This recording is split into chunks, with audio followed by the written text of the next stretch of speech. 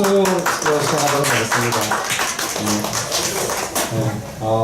시간이 어찌나 빨리 지나가는지 벌써 또 주일이 되었네요. 제가 찬양 인도를 하는 이 달에는 훨씬 더 빨리 지나가요. 주일이 왜 이렇게 빨리 돌아가지? 이런 생각이 있는 것 같습니다. 네, 오늘도 어김없이 이제 주일이 왔는데 하나님 앞에 또 나아가고 우리의 마음을 내어놓고 이제 연말인데 사실 하나님 앞에 늘 감사하는 마음이 크잖아. 한 해를 돌아보면 와 이렇게 온 것도 정말 주님의 은혜다 싶은데 반대로 또 원망이 있는 분들도 계실 거라 생각합니다. 그런 원망까지도 모두 내어놓는 예배가 됐으면 좋겠습니다. 잠시 우리 묵상하고 찬양하며 예배로 나가겠습니다.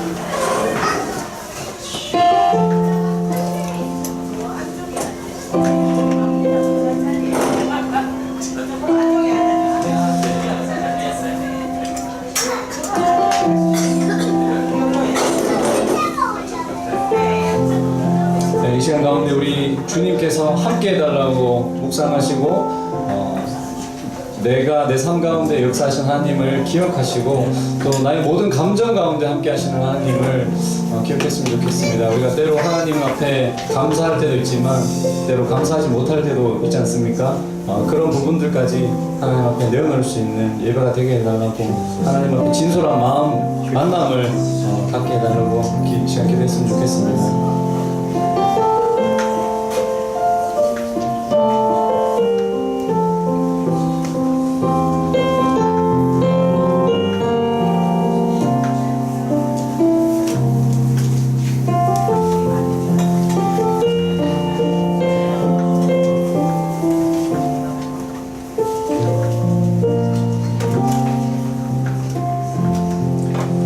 네, 오늘 여러분 함께 나눌 찬양은 예수님은 누구신가 라는 찬양하고요, 나 같은 죄인 살리신 이라는 찬양하고 주님의 시간에 라는 찬양입니다.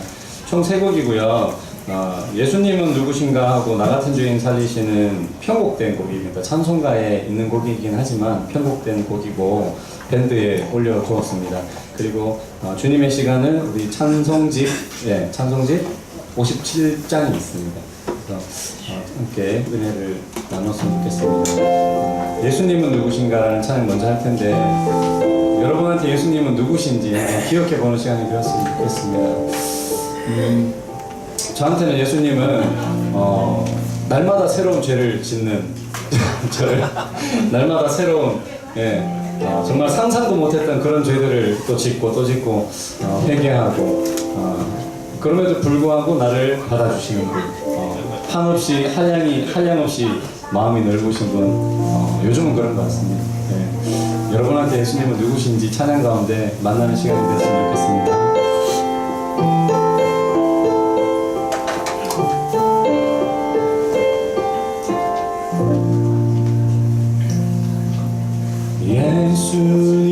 예수님은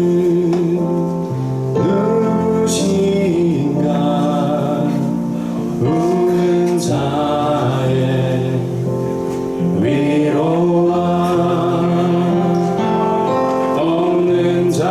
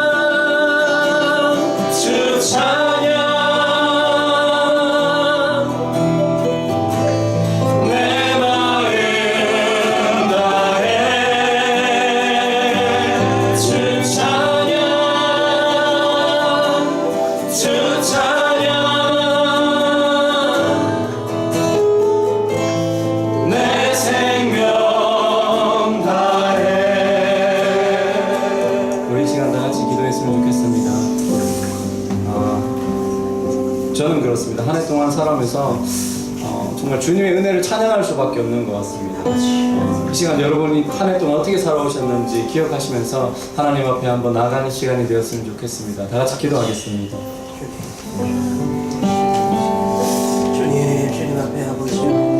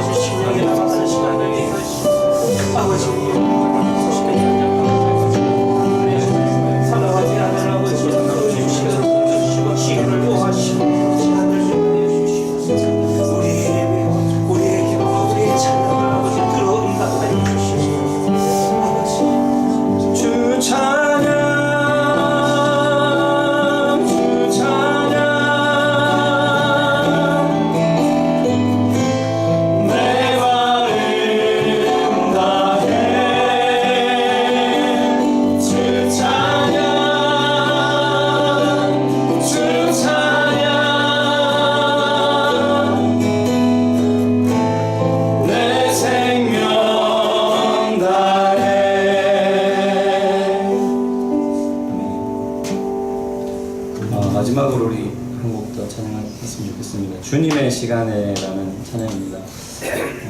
우리 교회가 이제 새로 개척을 해서 여러 가지 걸음 가운데 있는 것 같습니다.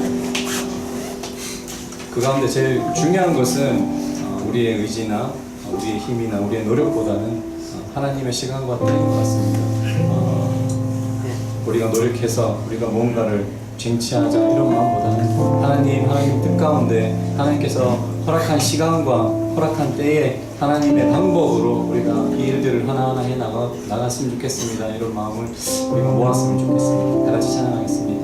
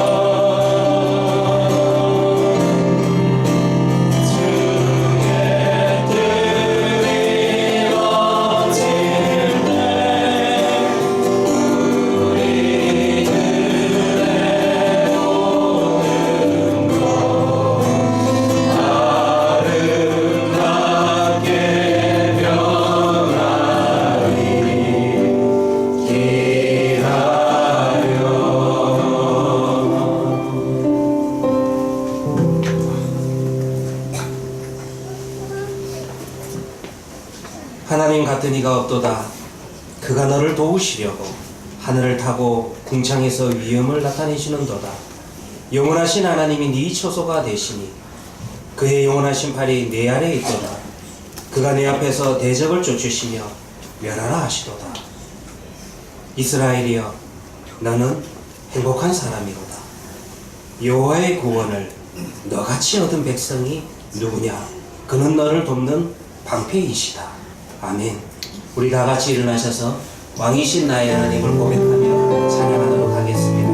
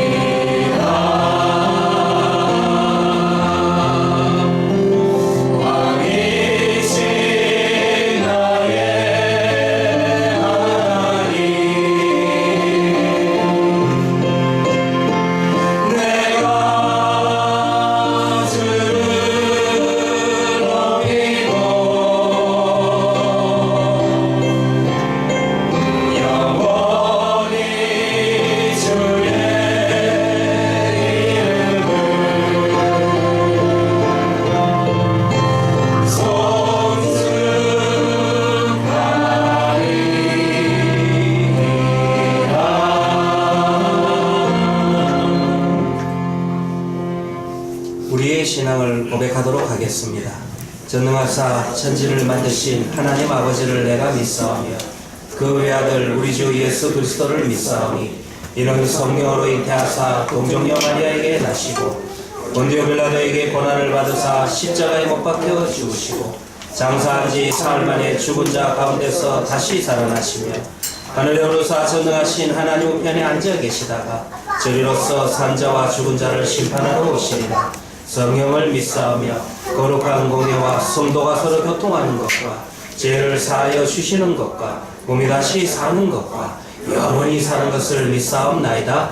아멘. 우리 자리에 앉으셔서 찬송가 93장 예수는 나의 힘이요 찬송가 93장입니다.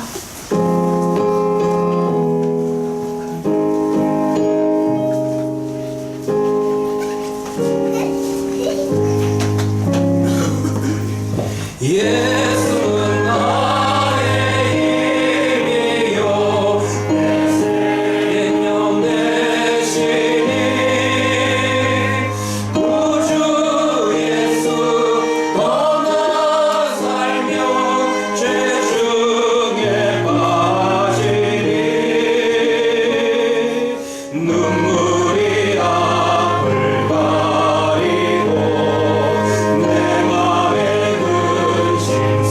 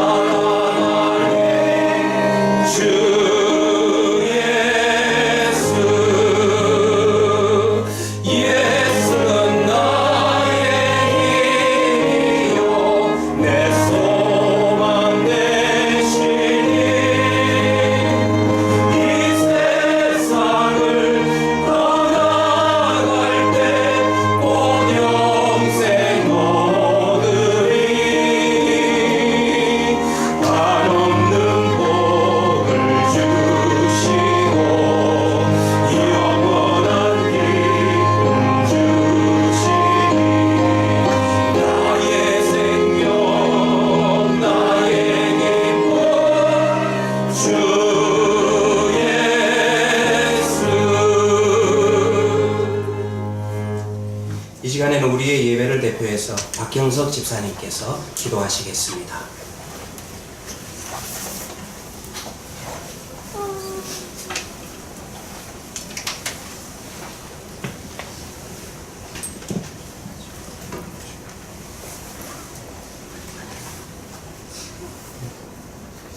하나님 아버지, 아버지의 크신 은혜와 사랑에 감사를 드립니다. 우리가 죄인 되었을 때에 하나님 찾아오셔서 주의 백성으로 부르시고 예수 그리스도의 십자가의 은혜로 구원하여 주시고 자녀 삼아 주심을 감사합니다. 주께 받은 은혜가 큼에도 불구하고 세상의 빛과 소금이 되기보다는 오히려 제 가운데 거하며 시기와 질투, 다툼에 있었음을 고백합니다. 하나님 아버지, 우리의 연약함을 불쌍히 여기시고 긍휼을 베풀어 주셔서 하나님의 자녀다움을 회복시켜 주시고 믿음 가운데 온전히 거하여 날마다 주의 인도하심을 경험하며 감사하며 살아가는 저희가 되게 하여 주옵소서. 우리의 눈이 하나님을 향하게 하여 주시고 우리의 마음이 하나님의 뜻을 알아가는 것에 온전히 집중할 수 있도록 인도하여 주시기를 원합니다. 세상 속에서 생활할 때에 제 가운데 거하지 않기를 원합니다. 성령의 인도하심 받기를 간구하오니 하나님 아버지 우리를 붙잡아 주시고 함께하여 주시옵소서. 온 교회가 교회 건축을 사모하고 있습니다. 기도하며 준비하고 있습니다. 교회 부지를 구입하는 과정에 하나님의 살아계심과 인도하심을 경험케 하셨던 것처럼 교회 건축에도 역사하여 주시고 이끌어 주실 것을 믿습니다. 교회 건축을 위해 앞서서 수고하시는 총무팀을 기억하여 주옵소서. 하나님의 위로와 은혜가 함께하여 주셔서 영육 간의 강건함과 지혜와 성령 충만함으로 맡은 일을 감당하기에 조금도 어려움이 없도록 인도하여 주옵소서. 교회 건축의 과정을 통하여 세세히 인도하실 하나님을 바라봅니다. 하나님이 주신 좋은 환경에서 찬양하며 예배하는 아름다운 예배 공동체를 바라봅니다. 하나님 아버지 이루어 주시옵소서. 유치부와 유초등부, 청소년부의 각 아이들 하나하나 축복하여 주시고 어려서부터 하나님의 말씀에 순종하는 믿음을 주셔서 하나님 나라의 큰 일꾼들로 성장케 하여 주실 것을 기대합니다. 또한 부모된 자로서 자녀들에게 삶과 신앙의 본이 되며 말씀과 기도로 아이들을 잘 양육할 수 있기를 간구합니다. 겸손과 위로로 서로를 돌아보며 서로를 위하여 기도하는 은혜와 사랑이 넘치는 저희의 각 가정이 되게 하시고 우리 헤아림 교회가 되게 하여 주옵소서. 말씀을 전하실 이경실 목사님을 강건하게 붙잡아 주시고 주의 말씀이 온전히 전하여 질 수 있도록 성령께서 함께하여 주옵소서. 듣는 저희에게도 지혜를 주시사 말씀을 잘 깨닫게 하시고 삶에 적용할 수 있도록 인도하여 주시기를 원합니다. 저희의 예배를 기뻐 받아 주시기를 원하오며 예수님의 이름으로 기도드립니다. 아멘.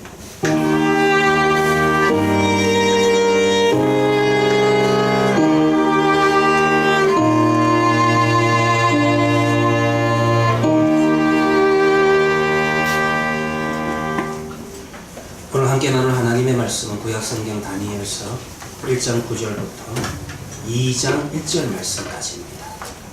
본문이 조금 깁니다. 제가 갖고 있는 성경으로 구약성경 1231페이지가 되겠습니다. 다니엘서 1장 9절부터 2장 1절 말씀입니다.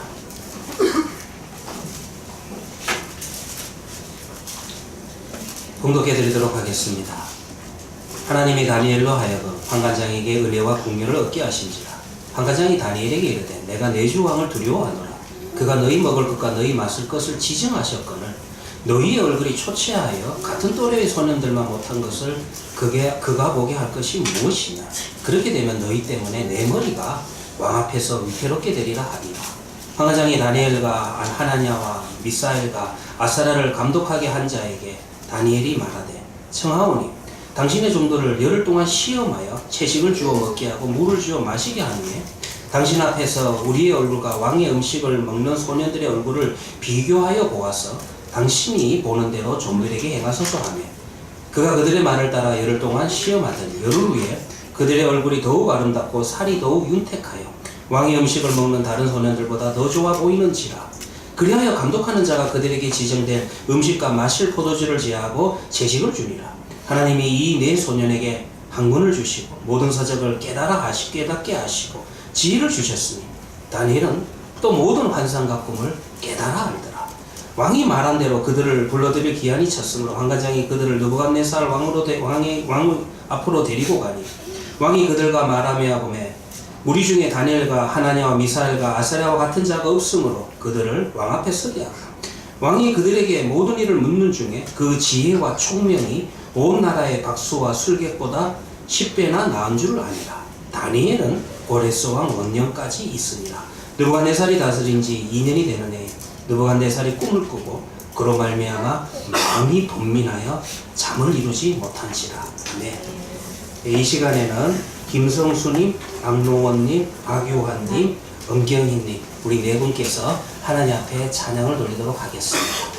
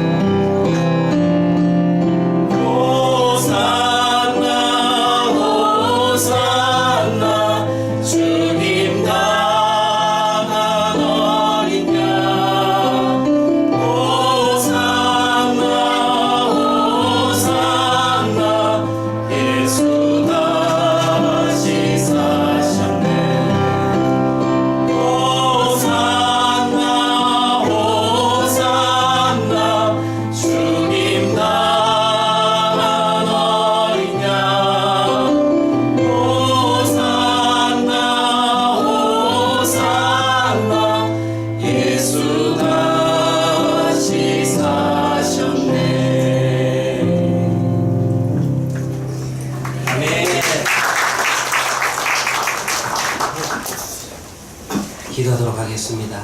하나님 감사합니다. 우리가 하나님 앞에서 우리의 노래, 우리의 신앙을 고백합니다. 하나님, 우리가 부른 찬양대로 우리 주님께서 이 땅에 오셔서 우리를 위해서 죽으시고 다시 살아나신 그 부활 신앙이 믿어지게 하여 주시옵시고, 이 땅을 살아가는 우리의 인생들을 이끌고 나아가는 우리의 소망이 되게 하여 주시옵시고, 우리 역시 마지막 때에 다시 살아날 것을 믿고 나아가는 해안교회 성도들이 되게 하여 주시옵소서. 하나님 우리의 찬양을 받아 주시옵소서. 특별히 하나님 또 몸이 아프신 분이 있습니다. 갈비뼈를 다치신 우리 성도님을 기억하여 주시고 그럼에도 불구하고 이 시간 이 자리를 기억하고 함께 올라와 찬양을 했습니다. 그의 다친 몸을 오르만지시사 안수하시사 후유증이 없이 깨끗하게 낫는 은혜를 더하여 주시옵시고 무엇보다도 영생의 부활의 주가 되시는 예수 그리스도를 믿어지는 은혜를 그의 심령 가운데 심어 주시옵소서. 우리의 구원자 되시는 예수님의 이름으로 기도합니다. 아멘. 우리가 다니엘서를 읽으면 다니엘서에는 기적이 많이 나타납니다. 참 우리가 기대하는 체험하고 싶은 그런 아주 큰 기적의 사건들이 많이 기록되어 있다는 것입니다. 그 중에 대표적인 것이 뭐냐 하면은요, 다니엘의 세 친구들이 그야말로 용광로에 들어갔는데, 풀무불에 들어갔는데 거기에서 살아나는 이야기도 기록되어 있습니다. 다니엘이 기도하다가 사자굴에 던짐을 당했는데 그 사자굴 속에서 살아나는 이야기 역시 다니엘서에 기록되어 있습니다. 우리는 이것만이 기적이라, 이 정도 체험이 있어야지 하나님에 대한 인식을 가질 수가 있고, 그리고 하나님을 따라갈 수 있다. 이 정도 기적이 있어야지 하나님의 인도하심을 맛보아할 수 있다라고 그렇게 이야기를 한다는 것입니다. 그러나 여러분들이 다니엘서 1장을 볼 것 같으면 하나님의 인도하심은, 하나님의 살아계신 체험은 풀무불에서 시작하는 것이 아니라, 사자굴 속에서 시작하는 것이 아니라 1장을 볼 것 같으면 바벨론의 왕궁 한복판에서 거기에서 하나님에 대한 인식과 하나님에 대한 체험과 하나님의 살아계심을 그렇게 체험하게 된다는 것입니다. 지난주에 말씀드렸다시피 여러분들이 2절을 볼 것 같으면, 지금 2절 오늘 읽지는 않았지만 지금 여기에서 일어나고 있는 모든 일들, 즉 나라가 망하고 다니엘과 다니엘의 세 친구들이 포로가 되었고, 그리고 그 정도에서 끝나는 것이 아니라 유다의 왕이었던 요야김이 포로가 되어서 바벨론에 끌려오게 된다는 것입니다. 이와 같이 바벨론 왕국에 끌려오게 된 모든 과정들이 하나님의 허락 아래에서 하나님께서 넘기셨다. 성경에는 그렇게 기록됩니다. 하나님께서 넘기셨다. 하나님의 허락 아래에서 일어난 것을 강조하고 있다는 것입니다. 왜 여호야김 때 바벨론에 느부갓네살이 침략을 한 겁니까? 한쪽은 당시의 세계 최강 제국의 왕이었고, 다른 한쪽은 별 볼 일 없는 작은 국가의 왕이었습니다. 이 부분은 지난주에 제가 좀 자세하게 설명을 했습니다. 우리가 힘과 세력의 원리로 보는 그런 세속적인 관점, 힘과 권력으로 보는 그런 세속적인 역사관에 의할 것 같으면은 다니엘서에서는 이것이 바벨론이 지금 그것이 원흉으로 나타나는데, 그 관점으로, 세속적인 관점으로, 바벨론적인 관점으로 보게 된다면은 이 2절에서 다른 해석이 나올 수가 없습니다. 당연히 유다의 여호야김은 바벨론의 느부갓네살에 의해서 나라가 망하고 포로가 되어서 끌려가는 것이 힘과 권력과 세력의 원리로 본다면 당연하다는 것입니다. 그런데 하나님께서는요, 유다왕 여호야김을 바벨론 제국에 넘겨준 이 사건이 단순히 힘의 원리에 의한 자연적인 법칙이 아니라는 것을 가르쳐주고 있다는 것입니다. 여러분들이 2절을 볼 것 같으면 주께서 넘기셨다라고 그렇게 한글 성경은 기록하고 있습니다. 그런데 우리가 주라고 하는 단어가 원문을 볼 것 같으면 무슨 단어를 사용하냐 하면은 아도나이라고 하는 히브리어를 사용합니다. 아도나이라고 하는 이 히브리어는 나의 주인이시다라는 그런 의미를 갖고 있다라는 것입니다. 여전히 지금 이 상황의 주인은 하나님이다라는 것을 이야기하고 있다라는 것입니다. 이 문제는 느부갓네살이 힘이 있기 때문에, 권력이 있기 때문에, 세력이 있었기 때문에 일어난 일이 아니라는 것을 가르쳐주고 있다는 것입니다. 그것은 누구의 문제입니까? 하나님을 무시한 여호야김의 문제라는 것입니다. 그것은 하나님을 무시한 예루살렘 내부 언약 백성들의 문제라는 것입니다. 여러분들이 민수기서를 읽어보면요, 흥미로운 이야기들이 나옵니다. 민수기서 22장에 모압의 왕이었던 발락이 저주 전문 선지자를 끌어들입니다. 지금 이스라엘이 가나안 땅을 향해서 막 들어오게 되니까 이 모압의 왕이 두려워가지고 저들을 좀 저주해야 되겠다. 아마 소문이 좀 났었던 것 같아요. 그래서 발람이라고 하는 저주 전문 선지자라고 제가 그렇게 이야기해야 될까요? 무당이라고 이야기해야 될까요? 그런 사람을 끌어들이게 됩니다. 그래서 제발 이스라엘 백성들을 향해서 저들을 좀 저주해라. 그렇게 이제 요청을 합니다. 그런데 여러분들, 외부로부터의 대적과 위협과 저주는요, 우리 하나님 안에 있는 언약 백성들에게 염려하고 근심할 부분이 없다라는 것입니다. 왜냐하면은요, 이제 발람이 나귀를 타고 가는데 하나님이 어떻게 막으세요? 그 나귀가 입을 열어가지고 발람이 이 하나님의 언약 백성들을 저주하는 것을 막는다라는 것입니다. 그야말로 발람이 저주하는 것은 하나님이 짐승을 사용하서라도 막을 수 있다는 거예요. 근데 더 흥미로운 이야기는 그 다음에 나타납니다. 25장을, 민수기 25장을 읽어보면은 오히려 이스라엘 백성들 내부에 문제가 생긴다라는 것입니다. 무슨 문제가 생기냐면은 이 이스라엘 백성들이 모압 여인과 더불어서 음행을 저질렀다. 성경에서는 음행이라 그렇게 이야기를 하는데, 구약 성경에서 음행이라는 단어는 단순히 성적인 부분만을 이야기하는 것이 아니라 그들과 더불어서 이방 신을 섬기는 그와 같은 제사를 드렸다. 하나님을 버리고 모압의 신을 섬겼다. 그것을 이야기한다는 것입니다. 그 결과로 인하여서 이스라엘 내부에 병이 돌게 되고 이스라엘의 인구들 가운데서 무려 24,000명이 이 결과로 인하여서 전염병으로 인하여서 죽는 사건이 민수기 25장에 기록되어 있다는 것입니다. 민수기 22장과 25장을 비교해 보시면 문제가 뭐예요? 외부로부터의 대적이 문제입니까? 그거는 문제가 아니라는 것입니다. 항상 하나님의 언약 백성을 위협하는 요소는 밖에서부터 들어오는 것이 아니라 내부로부터 문제가 생기고 있다는 것을 민수기서는 잘 보여주고 있다는 것입니다. 예레미야 선지자가 이미 여호야김에게 경고를 했죠. 예레미야 22장 21절을 볼 것 같으면 네가 편안할 때에 내가 네게 말하였으나 네 말이 나는 듣지 아니하니라 하였나니 네가 어려서부터 내 목소리를 청종하지 아니함이 너의 습관이다. 이것이 선지자가 하나님께서 선지자를 통해서 여호야김에게 주신 말씀이었다라는 것입니다. 여러분들, 위로 하나님을 무시하는 사람이 아래로 여러분들 백성들을 무시하는 것은 너무나도 당연하다는 것입니다. 그러니 이제 여러분들 17절 이야기를 나중에 하겠지만 17절을 볼 것 같으면 다니엘이 받은 것은 지혜였습니다.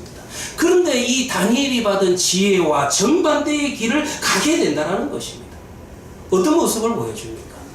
참 왕이 돼가지고 정치적으로 너무나도 어리석습니다. 그리고 이분 선지자가 그렇게 경고를 함에도 불구하고 국제 정세에 대해서 너무나도 미련한 판단을 하는 것입니다. 분별력이 없어요. 판단력이 없다라는 것입니다. 우리가 9번에 걸쳐서 설교했던 압살롬의 모습과 너무나도 비슷하지 않습니까? 압살롬에게도 중요한 순간에 후세의 전략과 아히도벨의 전략이 있지 않았었습니까? 그런데 그 본문들을 여러분들 읽어보면은 그야말로 압살롬의 눈과 귀를 막았다라는 이런 표현을 할 정도로 후세의 전략은 너무나도 허술하고 아히도벨의 전략은 너무나도 치밀한데도 불구하고 이 압살롬은 누구의 전략을 선택했습니까? 후세의 전략을 선택했다는 거예요. 이게 운이 아니었죠. 이게 그냥 다윗이 운이 좋기 때문에 이런 일들이 생긴 게 아니었다는 것입니다. 하나님께서 압살롬을 그의 손에 넘기신 거예요. 그의 손에 넘겼다. 하나님께서 압살롬을 심판하시기로 하니까 아히도벨의 이 치밀한 전략이, 이 좋은 전략이 선택되지 않는다는 것입니다.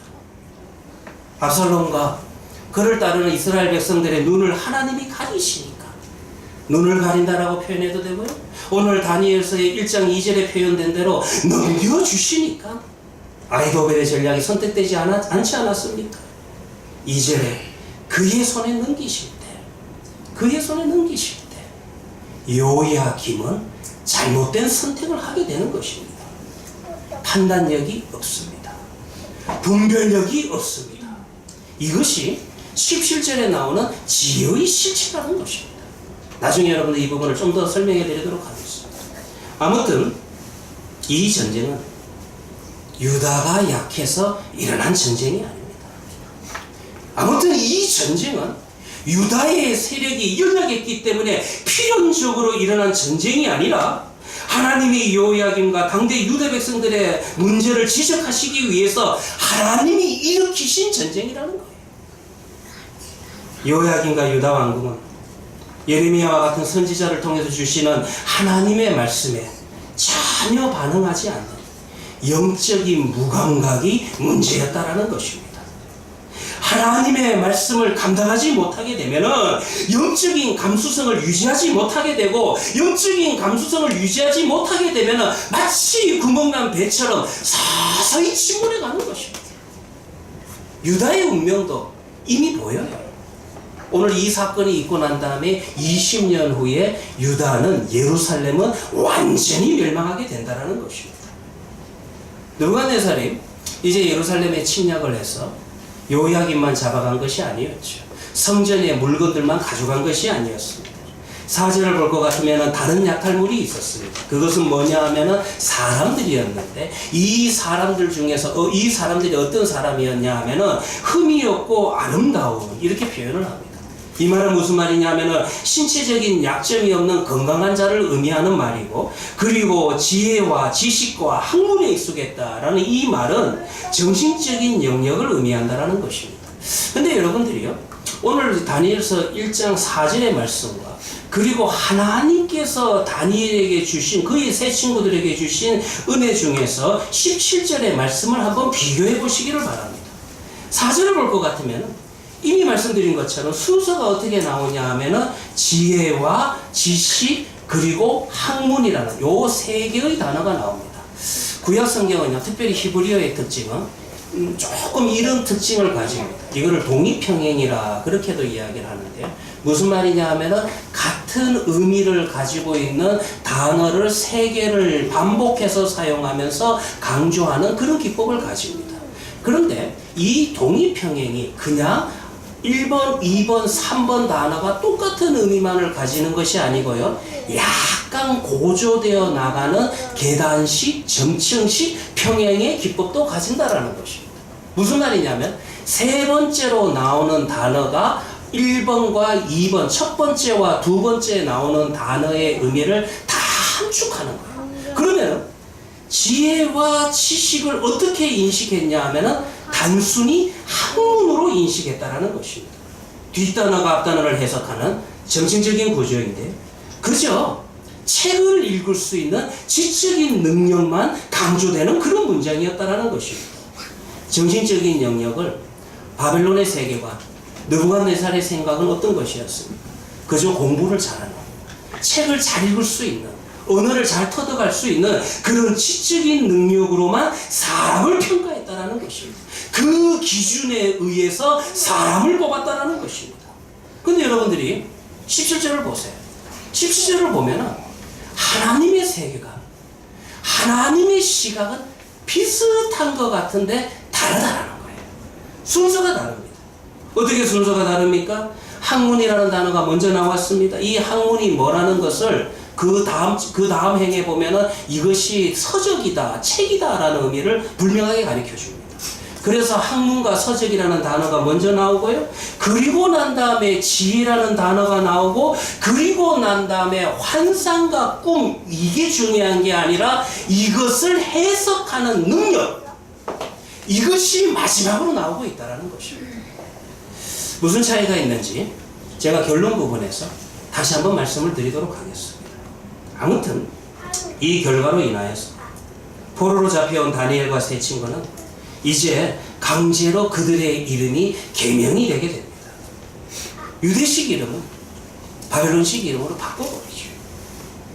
원래 지난 시간에 말씀드린 것처럼 그들이 가지고 있었던 유대식 이름은 하나님이라는 이름이라든가 여호와라는 이름이 다 들어가는 아주 좋은 의미, 신앙적으로 아주 좋은 의미를 가지고 있었습니다.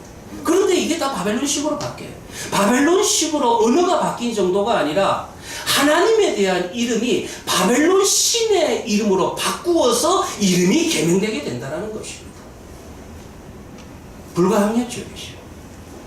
저항할 수 없습니다.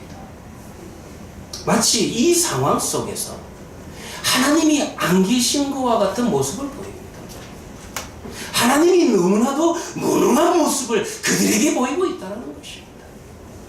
유대가 망했는데 예루살렘의 성전의 기물들이 다 바벨론 왕궁의 한쪽 구석에 창고에 처박히게 되었는데 우리 하나님도 바벨론의 수호신 마루둑의 창고에 처박힌 겁니까? 마치 그런 모습을 보이고 있다는 것입니다. 그러면 여기에서 우리가 또 다시 한 번 더 질문을 던져봅시다. 바벨론 왕궁 한가운데서 이제 어떻게 살아야 되는 겁니까? 바벨론 제국이라고 하는 이 거대한 세속화의 한복판에서 우리는 어떻게 살아야 합니까? 산속으로 도망갈까요? 그거는 아니라고 제가 지난 시간에도 말씀을 드렸죠.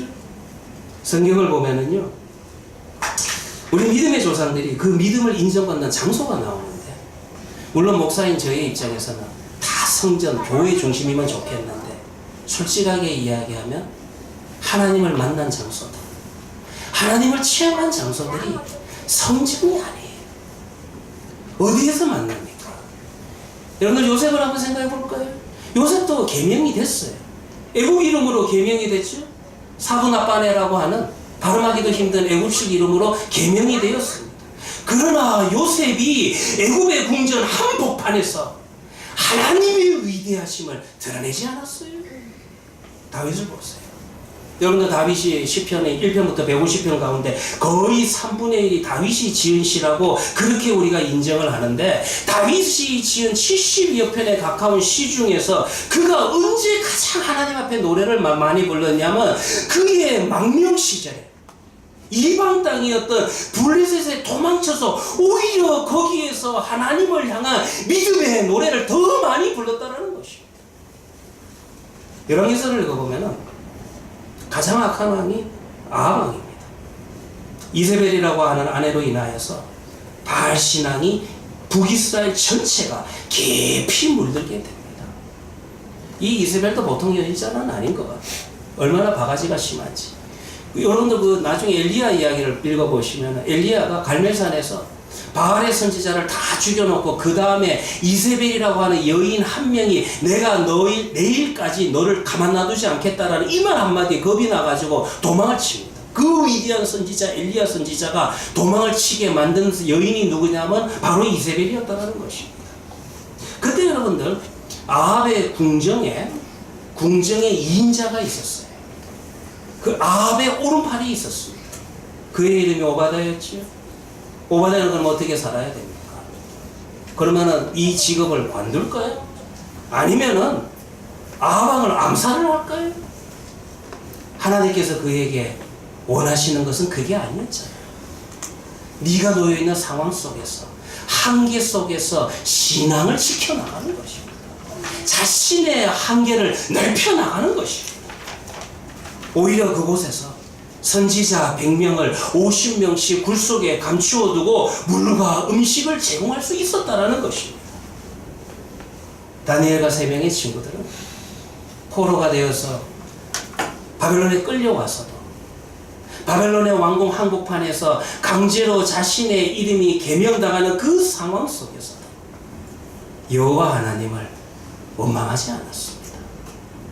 정말 무능해 보이는 여호와 하나님이지만 불평하지 않았습니다.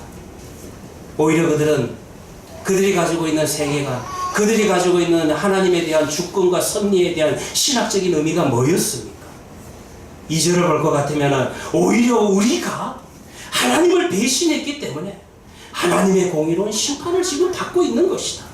그러나 이 과정 자체가 하나님께서 우리를 다시 세우시는 정결화의 과정이요, 회복과 치유로 나아가는 길이라는 그것을 잊지 않고 소망을 버리지 않고 믿음 위에 여전히 서 있다는 것입니다. 그리고 이제 거룩한 하나님의 백성으로서 그들의 정체성을 드러냅니다. 거룩한 하나님의 백성으로서의 자신들의 정체성을 드러내기 시작을 합니다. 어디에서요? 바벨론 왕궁 한복판에서 어떤 방식으로 이제 그들은 하나님의 거룩한 백성의 정체성을 드러내고 있는 것입니다. 그게 도대체 뭐예요? 바벨론 제국이라고 하는 이 거대한 세속사회 한복판에서 어떻게 살아갈 것인가?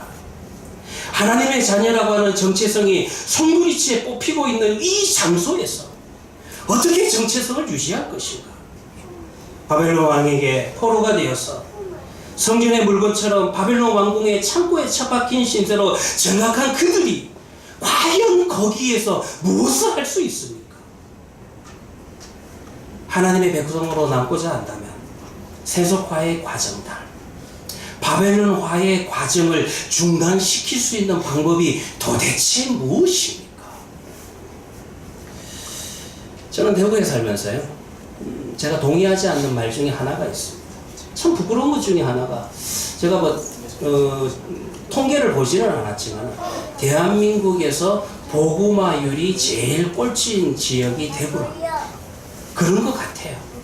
그런데 그 이유가 뭐냐라고 이야기를 하면은 많은 그리스도인들이 이런 이야기를 합니다. 그 질문에, 그 대답에 대한 답변 중에 하나가, 대구를 내려다보는 장소에 아주 갓바이라고 하는 유명한 그 절이 있기 때문에, 그 부다의 상이 있기 때문에 그것 때문에 대구가 복음화가 안 된다. 사랑하는 성도님들이요, 우리 창조주 하나님의 그 돌멩이 하나 때문에 그분의 손이 굽어집니까? 그분의 손이 약해집니까? 그거는 아닙니다. 오히려 선거지를 보시기를 바랍니다. 지난주 오후에 우리가 잘 들었지만은 우상이 많은 곳에 복음을 전하면은 하나님의 능력은 더 강하게, 더 선명하게 드러난다는 것입니다. 결국은 우리의 문제예요. 대구에서 대구 기독교인들의 문제라는 것입니다. 그래서 여러분들 복음화율이 전국에서 꼴찌라는 것이에요. 바벨론에 끌려온 포로들이 이곳에서 어떻게 살아야 할 것인가? 이 질문에 대해서 오늘 성경 본문은요, 두 가지로 대답을 합니다. 두 가지라는 것은 적응과 구별입니다. 적응하고 구별하는 겁니다. 적응이라는 단어가 좀 생소하죠? 첫 번째는 지금 이 변화된 상황을 받아들이는 거예요. 그리고 두 번째는 그 가운데서도 그럼에도 불구하고 하나님의 백성으로서의 정체성을 잃지 않고 구별되어 사는 것입니다. 그들의 이름이 바뀌지요? 이름을 바꾸는 것이 신앙의 순수성을 상실하는 것으로 보지는 않았습니다. 사실 여호야김이라고 하는 이 이름도 되게 좋은 이름이에요. 여호야김이라고 하는 이름도 얼마나 신앙적인지 여호와께서 일으켜주신다, 그런 의미입니다. 그런데 그의 삶을 보면 하나님과 전혀 상관없는 그런 삶을 살지 않습니까? 이름이 신앙적이라고 해서 그의 삶이 신앙적은 아니라는 것입니다. 이름은 바꿉니다. 그리고 바벨론 왕궁에 들어가는 것 자체를 배교나 수치로 여기지를 않습니다. 그리고 이방 왕 느부갓네살 밑에서 일하는 것도 당당하게 여긴다라는 것입니다. 그러나 더 중요한 것은 그들의 일상의 삶에서 가장 작은 일들 가운데서 내가 하나님의 아들이다, 내가 하나님의 딸이다 라고 하는 정체성은 잃지 않는다라는 것입니다. 정체성을 잃지 않는 방법이 하나가 뭐였습니까? 오늘 본문에 나오는 대로 음식입니다. 음식 안에다가, 여기에다가 하나님에 대한 충성심을 담고 여기에다가 포기할 수 없는 신앙을 담고 있다는 것입니다. 근데 제가 이렇게 이야기를 하면 조금 싱거울 거예요. 이건 좀 거창할 줄 알았는데 뭐 이 정도입니까? 그러나 여러분들, 이게 얼마나 중요한 문제입니까?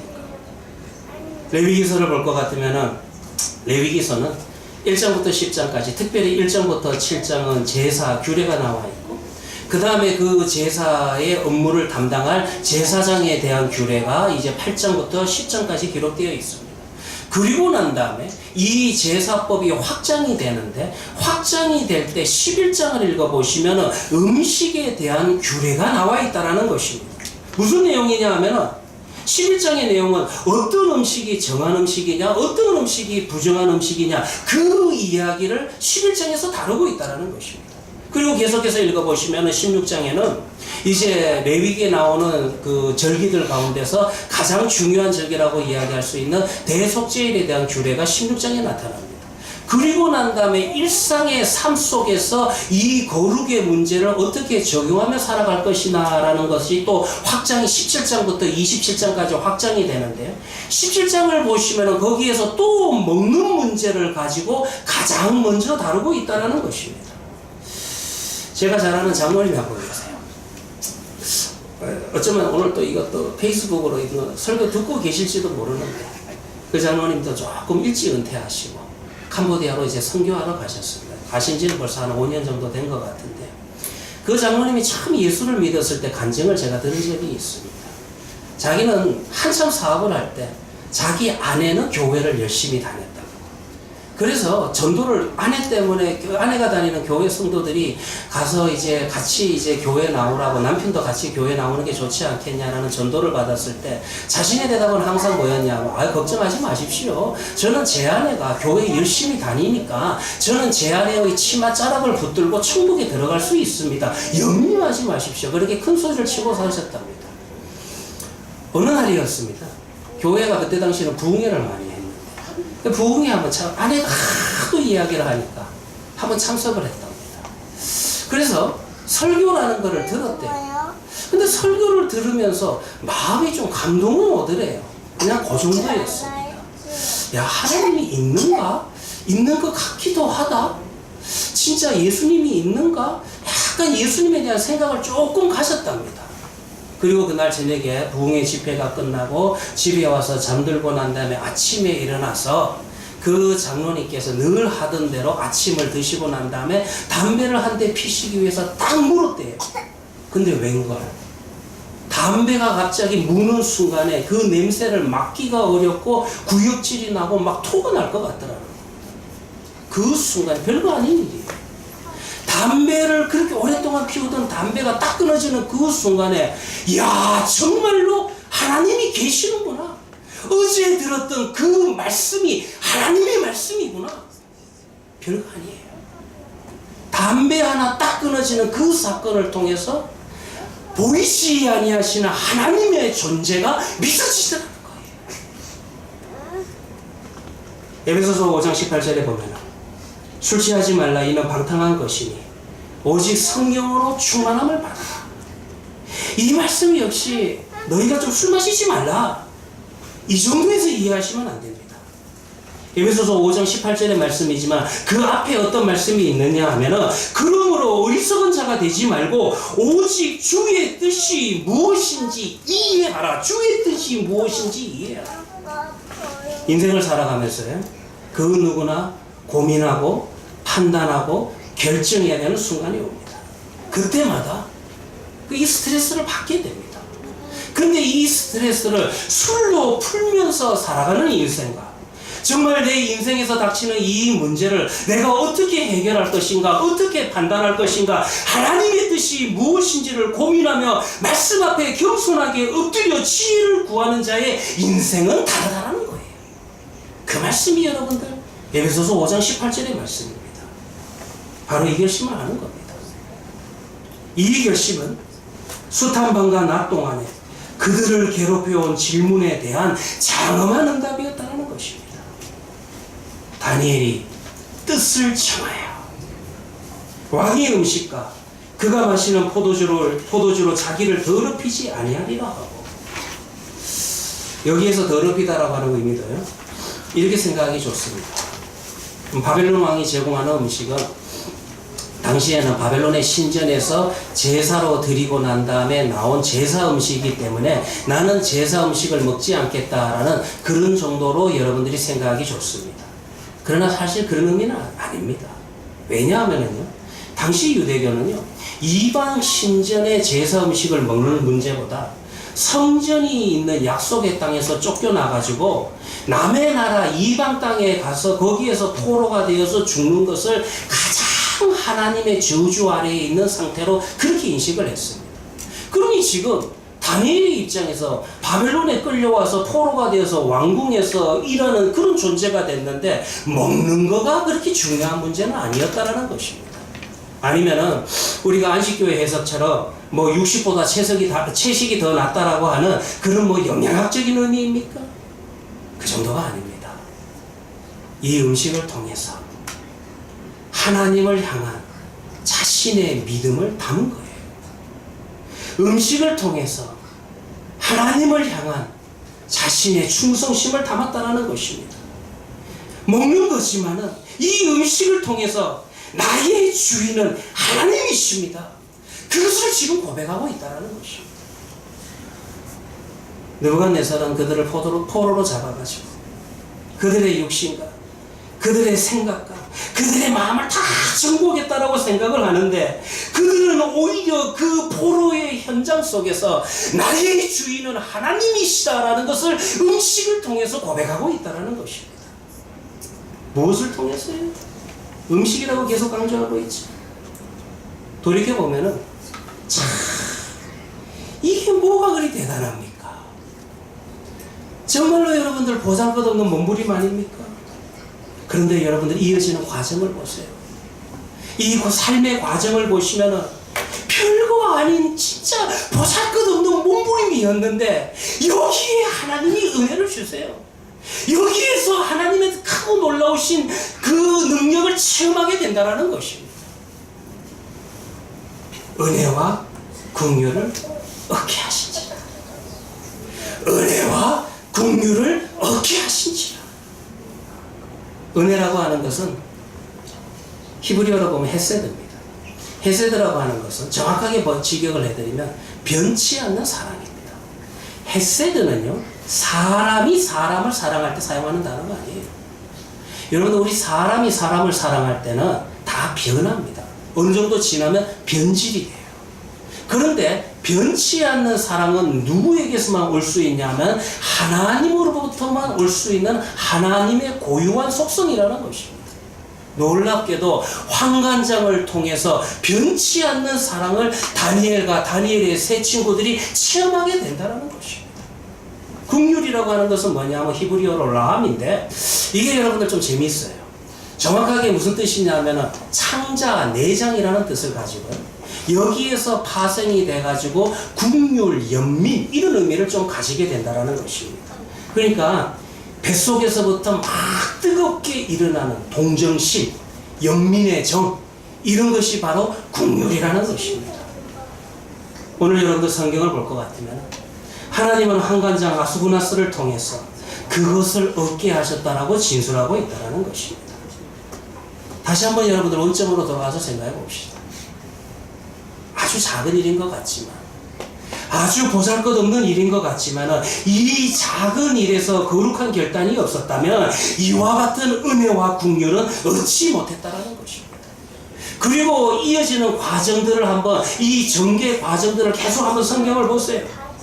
이와 같은 연민의 정이 아스부나스의 그 내장 속에서, 이렇게 표현할까요? 내장 속에서 막 복받쳐 올라오니까 그들이 하는 이야기를 진지하게 듣게 됩니다. 만약에 이와 같은 사랑과 연민이 없었다면 아마 그들의 요구를 듣지도 않고 묵살을 했을 것입니다. 그리고 난 다음에 이 이야기를 듣고 난 다음에도요, 아스부나스는 그들의 제안을 왕을 대적하는 걸로 인정 안 해요. 그들의 제안을, 너희들이 우리의 종교를 무시하는구나, 우리 바벨론의 신을 무시하는구나, 그렇게 여러분들 종교적으로 적대시하지도 않는다라는 것입니다. 매우 우호적으로 반응하는 것으로 변하고 있다는 거예요. 그리고요, 계속해서 읽어보시면 또 다음 과정이 있죠.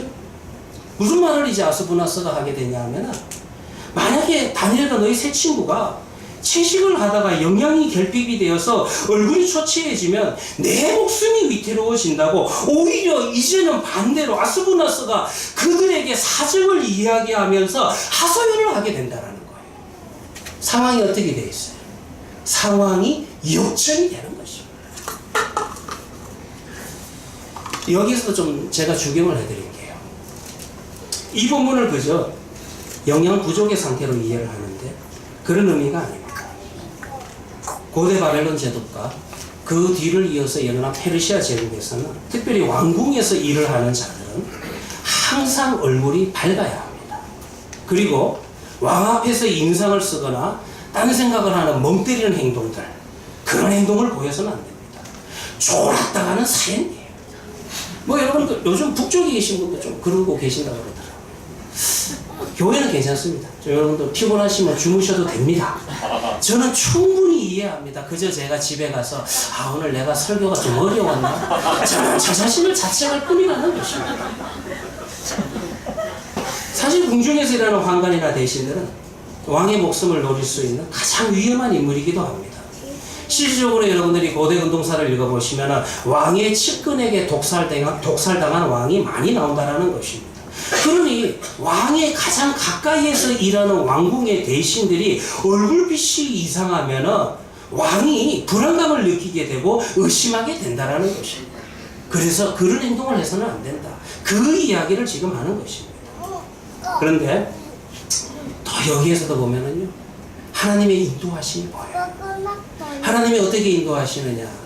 그들에게 재치를 있는 말을 하게 하시고 그들에게 있어서 사람을 설득할 수 있는 합리적인 말을 할 수 있는 지혜를 주신다는 거예요.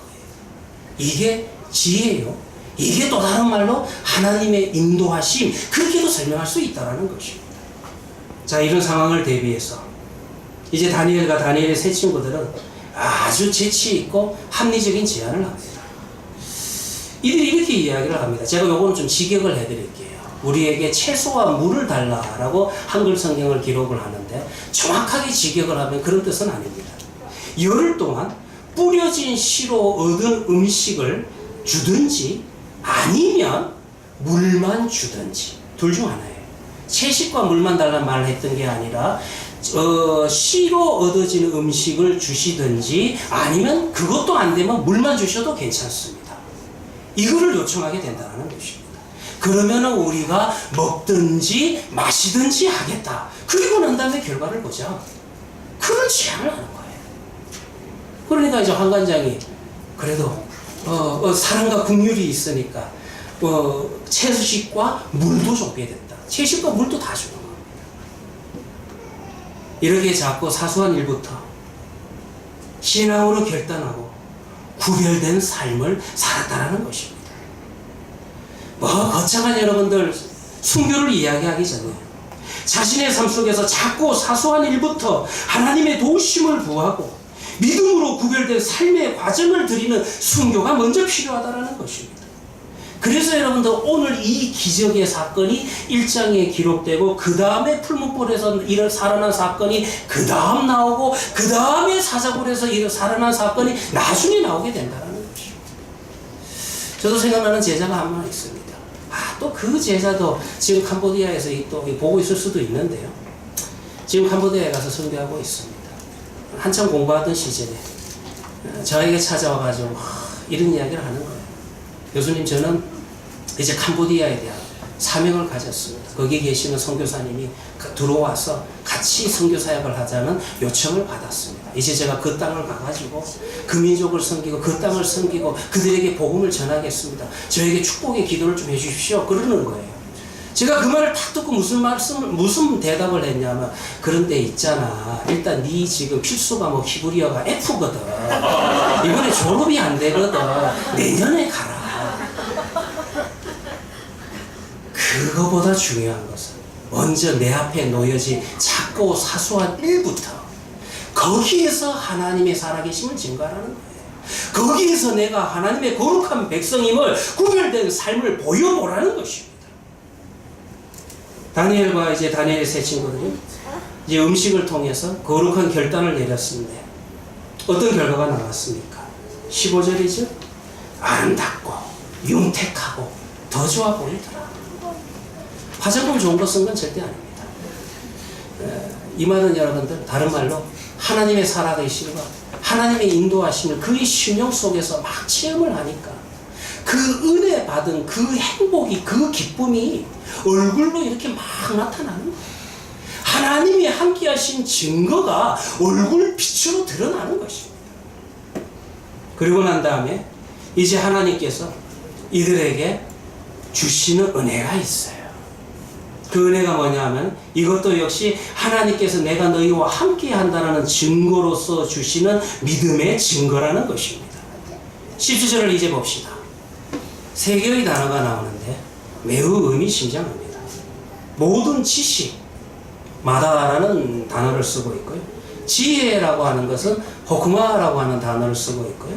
그 다음에 환상과 꿈, 하솜과 할라모트를 해석하는 능력.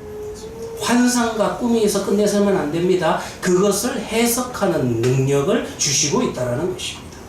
지식은 뭐냐 하면은 17절에 이미 설명이 되어 있습니다. 지식은 그 다음 그 절을 볼 것 같으면은 서적, 세페르라고 하는 단어와 동일합니다. 4절에서 여러분들이 이제 한번 생각해 보면은 느부갓네살이 포로들 가운데서 선별을 할 때 이거를 제일 중요한 기준으로 생각을 했습니다. 그러니까 책을 읽고 그 책을 이해하고 그 책을 암기할 수 있는 능력, 여기에다가 초점을 맞추어 가지고 사람을 선별했다라는 것입니다. 그런데 여러분들 17절을 볼 것 같으면 하나님 앞에서 서게 되면 이것은 가장 기초적인 단계로 언급을 하고 있다는 것입니다. 오히려 놀라운 것은 다니엘과 다니엘의 세 친구들이요, 바벨론의 언어로 되어 있는 서적을 다 읽어도 그들의 생각, 그들의 세계관에 영향을 받지 않습니다. 바벨론의 세계관이라고 하는 것이 뭡니까? 힘과 권력에 의한 패권주의 아니에요? 그런데 그와 같은 세계관에 영향을 받는 것이 아니라 하나님의 시각으로 그들의 학문을 해박하게 이해하게 되는 그 단계에 가게 됐다는 것이에요. 모든 서적에서 역사와 세계를 운행하시는 창조주 하나님의 통찰력을 가지게 되었다는 것입니다. 그러니까 나중에 이제 다음 주에 이야기하겠지만은요, 이제 2장을 볼 것 같으면은 느부갓네살이 꿈을 꿉니다. 그런데 이 꿈을 이제 해석을 하면서 지금 다니엘은 바벨론의 언어와 바벨론의 서적을 다 공부했지만은 어떤 해석을 하고 있어요? 바벨론 제국이 영원하지 않습니다.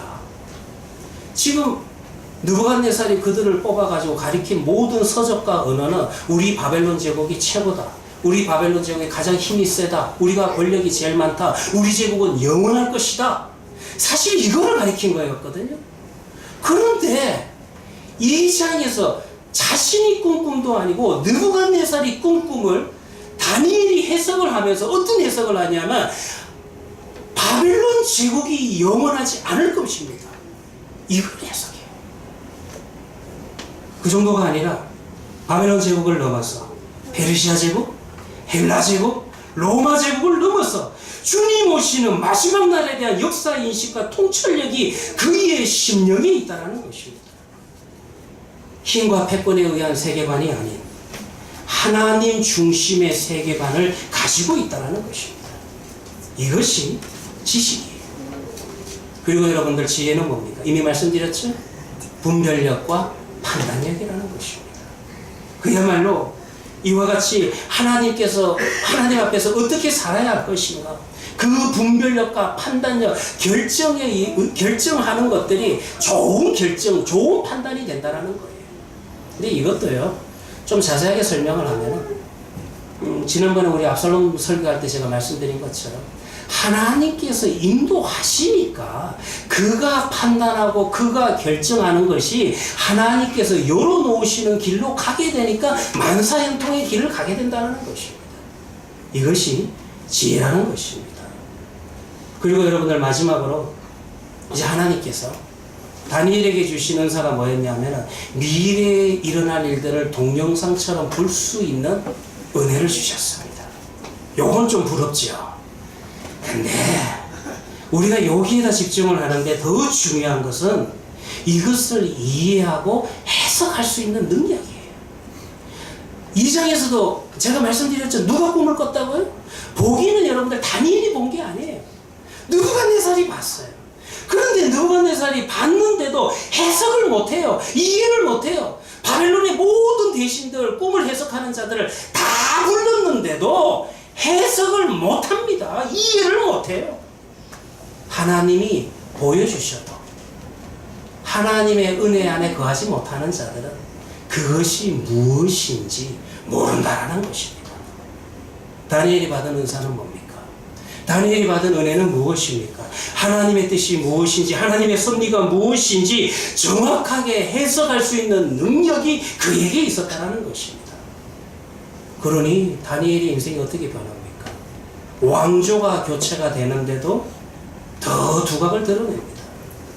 오히려 영원할 것 같았던 바벨론 제국보다 더 오래 살아남게 되는 것이 다니엘의 인생이었다는 것입니다. 실질적으로 여러분들 느부갓네살은 주전 562년에 죽고 난 다음에 정말로 영원할 줄 알았던 바벨론 제국이 23년이 지나고 난 다음에 페르시아의 고레스에 의해서 망하게 된다는 것입니다. 다니엘과 세 친구들은 바벨론 왕국 한가운데서 하나님을 체험합니다.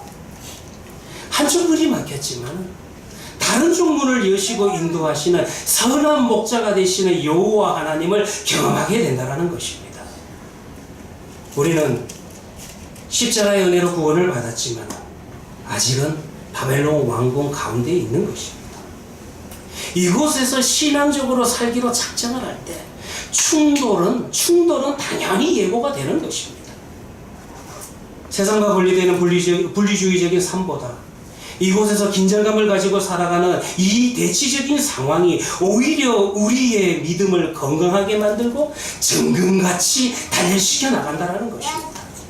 구원받은 성도가 영적 싸움을 하는 것도 이곳이며 세상이 주는 가치보다 믿음이 더 귀하다는 것을 실험해야 되는 장소도 세상이라는 것입니다. 영적 싸움을 여러분들 꼭 풀무불에 들어가는 것, 사사굴에 들어가는 것처럼 거창한 것만 생각하지 마시기 바랍니다. 신앙이라고 하는 것은 큰 돌 하나를 옮기는 것보다 작은 돌을 매일매일 옮기는 것이 훨씬 더 중요합니다. 작고 사소하고 무기력해 보이는 것 같지만 이 문제부터 내가 하나님의 아들로서, 하나님의 딸로서 거룩한 결단을 내려보시기를 바랍니다. 그 순간에 나타나는 보이지 않는 하나님의 손길을 경험하게 될 때 한 걸음 하나님과 동행하는 영적인 즐거움, 그 체험을 하게 된다는 것입니다. 그 체험을 좀 하루하루 우리의 삶 속에서 채워나가 보시기를 바랍니다. 그때 우리는 우리의 믿는 신앙이 이 믿음이 진리인 것을 경험하게 됩니다. 그때 우리는 눈에 보이지 않지만 정말 살아계신 하나님을 보게 된다는 것입니다. 다니엘과 다니엘의 세 친구들, 이제 다니엘서를 읽어보시면 정말 박진감 넘치고 흥분되는, 제가 흥분된다라고 그렇게 표현할까요? 익사이팅한 그런 신앙생활을 했어요. 어디에서 했어요? 바벨론 왕국 한복판에서 그런 신앙생활을 했습니다. 그들의 체험이 오늘을 살아가는 우리 헤아림교회 성도들의 우리의 삶 속에서 박진감 넘치고 익사이팅한 이 경험이 날마다 시간마다 일어나시기를 간절히 소원합니다. 기도하도록 하겠습니다. 사랑해 주신 하나님 아버지 감사합니다. 하나님 아버지, 오늘 하나님의 말씀 앞에 엎드려서 또 한번 우리의 삶들을 뒤돌아보게 하시고 우리가 놓여있는 우리의 삶의 자리를 다시 한번 보게 하여 주시옵소서.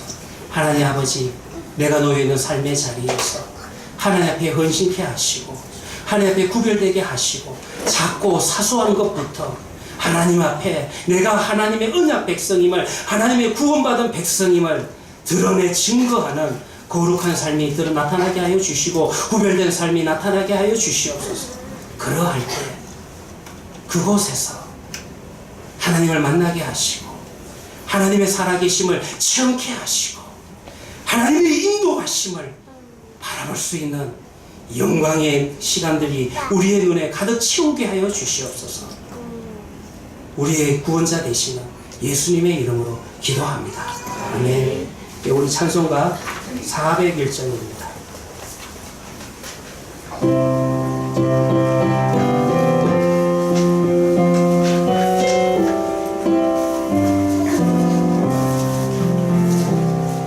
주의 곁에 있을 때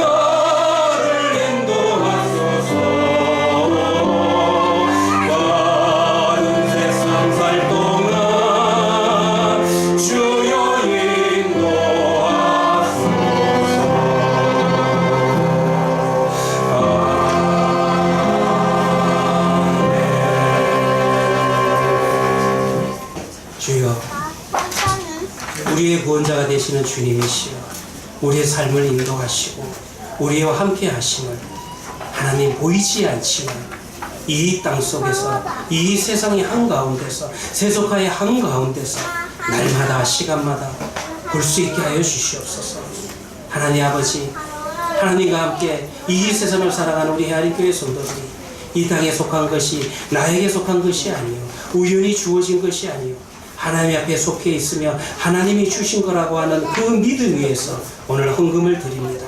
이 물질이 쓰이는 곳곳마다 하나님만이 드러나게 하시고 하나님의 이름이 높아지게 하시고 하나님 홀로 영광 받으시고 더 큰 은혜와 긍휼로서 우리의 심령을 채워주시옵소서. 이제는 우리 주 예수 그리스도의 은혜와 원하신 하나님의 사랑과 성령의 감화감동하심이 은혜와 긍휼을 입고 살아가는 우리 헤아린교회 성도들의 머리와 그들의 가정과 그들의 모든 일터들 가운데서 삶의 자리 한가운데서 지금부터 영원까지 함께 있을지어다. 아멘.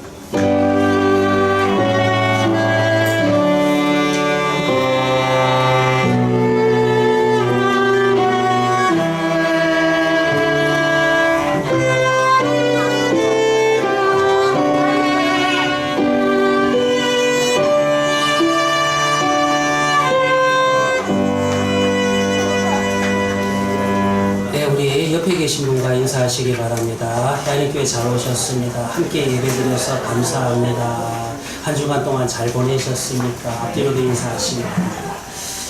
예, 교회 소식 말씀드리도록 하겠습니다. 다음 주일입니다. 12월 17일 오후 예배가 마치고 난 다음에 우리 예결선을 위한 교인총회가 있습니다. 교인총회는 세교인 이상 다 참여하실 수 있습니다. 12월 24일 오후 예배는 성탄 축하 예배로 드립니다. 12월 31일 저녁에 송구 영신 예배를 준비하고 있습니다. 아마 한 7시 정도가 될 것 같은데요. 여러분들이 자세한 거는 나중에 또 광고를 드리겠습니다. 위에서 기도해 주시길 바랍니다. 내년도 1월 7일 예배는 헤아린교회 설립 1주년 감사 예배로 드릴 예정입니다. 연말 정산을 위해서 기부금 증명서가 필요하신 성도님들은 신청서가 준비되어 있습니다. 이춘호 집사님에게 신청서를 제출하시기를 바랍니다. 오늘 2시 30분에 오후 성경 강해가 있습니다. 교육팀 모임이 1시에 6층에서 모입니다. 2018년도에 교육팀에 임명되신 분들도 함께 모여주시기를 바랍니다. 총무팀은 1시 40분에 6층에서 회의가 있습니다. 오늘도 여러분들 점심이 준비되어 있습니다. 점심과 더불어서 풍성한 성도의 교제가 넘치기를 소원합니다. 우리 다같이 일어나셔서 620장 1절 부르시고 모든 수서 마치도록 하겠습니다.